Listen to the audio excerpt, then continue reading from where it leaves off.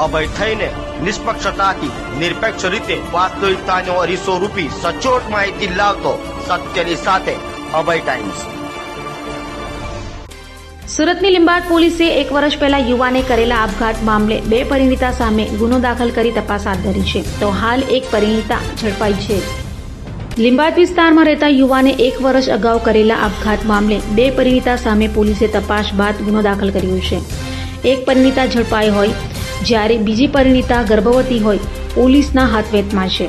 Suicide નોટમાં યુવાને ઉલ્લેખ કર્યો હતો કે નીલમ અને શીતલ બંનેએ પૈસા પડાવ્યા હતા। લીંબાડ વિસ્તારમાં 1 વર્ષ પહેલા થયેલી આત્મહત્યાના કેસમાં પોલીસ તંત્રએ કાર્યવાહી કરી છે। પર્વત ગામ ગોકુલનગર સોસાયટીમાં રહેતા અમરકાંત જયસ્વાલના આપઘાત બાદ તેના ઘરમાંથી મળેલી સુસાઇડ નોટના આધારે પોલીસે 2 પરિણીતાઓ સામે આત્મહત્યાની દુષ્પ્રેરણાનો ગુનો નોંધ્યો હતો। વધુમાં 1 વર્ષ પહેલા તેમની જ સોસાયટીમાં રહેતી પરિણીતાઓ નીલમ ઉમેશભાઈ યાદવ અને રામશંકર ગુપ્તાની દીકરી શીતલ ગુપ્તા સાથે તેઓ સંપર્કમાં આવ્યા હતા। બંનેએ ભેગા મળી અમરકાંત સાથે મિત્રતા કેળવી અને પછી તેને પ્રેમજાળમાં ફસાવ્યો હતો।